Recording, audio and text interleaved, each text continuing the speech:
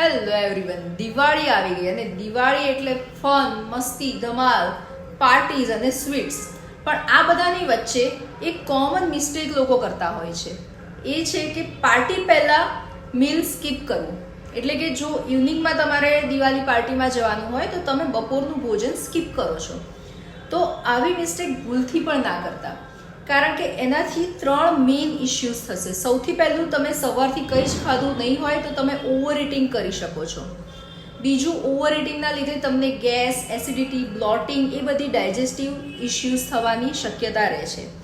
અને ત્રીજું, કે તમે સવારથી બેલેન્સ મીલ ના લીધું હોય એટલે તમને જે સ્વીટ્સ અને જે ફ્રાઈડ ફૂડ ખાવાની ક્રેવિંગ્સ છે તે વધારે થઈ શકે છે.